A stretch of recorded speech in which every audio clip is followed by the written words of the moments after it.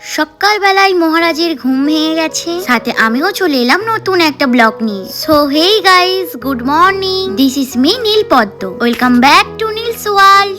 আর এই যে এনাকে না চটকালে তো আমার দিনই শুরু হয় না। দেন আমি একটু ওনার সাথে খেলা করে নিলাম। যত বড় হচ্ছে আমাদের টুইঙ্কেলের তো দুষ্টুমি বেড়েই যাচ্ছে। দেন আমি চলে এলাম ব্রেকফাস্ট করতে। এখানে ডিমের টোস্টটা আমিই বানিয়েছি আজকে ছিল চকলেট ডে, আর চকলেট না খেলে তো একদমই চলবে না।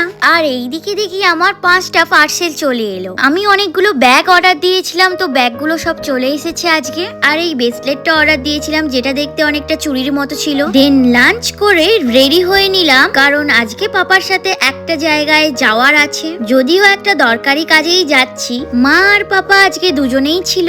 গাড়িতে বসেই দেখি বাঁকড়ার এই দোকানটায় কত সুন্দর চুড়িদার আর লেহেঙ্গা ছিল। পাপা গিয়েছিল কাজ মেটাতে, ততক্ষণ চিপস আর চকলেট খেয়ে নিলাম। আর এইদিকে আমি বাড়িতে আসার পর ফল সিলিং এ কালার করছিলাম। আমাদের সিলিং এ লাগানো হবে, মিস্ত্রি বলছিল একটা কালার দিয়ে পুরোটা করে দেবে, তাই মনের মতো কালার করার জন্য নিজেরাই করছিলাম। এইগুলো সিলিং এ লাগার পর ঠিক এই রকম দেখতে লাগবে। হোয়াটএভার, আমি সন্ধ্যেবেলা রেডি হয়ে নিলাম জিম যাওয়ার জন্য। এখানে আমি দাঁড়িয়ে আমার একটা ফ্রেন্ডের ওয়েট করছিলাম। বাগনান কালীবাড়ি নতুন ভাবে উদ্বোধন করা হয়েছে, সেই কারণে আজকে এত ভিড়।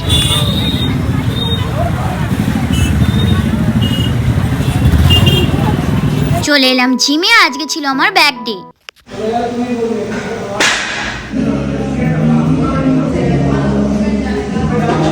জিম শেষ হতেই আমার একটা ফ্রেন্ডের সাথে চলে এলাম মিয়ামরি। আজকে একটু ক্রেভিং হচ্ছিল কেক খাওয়ার জন্য, আর অনেক সুন্দর করে সাজানো হয়েছিল ভ্যালেন্টাইন্স ডের জন্য। দেন বাড়িতে এসে ফ্রেশ হয়ে টিভি দেখতে দেখতে খেতে বসে পড়লাম। আজকে ছিল চকলেট ডে, আর চকলেট না খেলে কি চলে। আর এখানে দেখো চকলেট গুলো কিন্তু ভীষণই কিউট ছিল।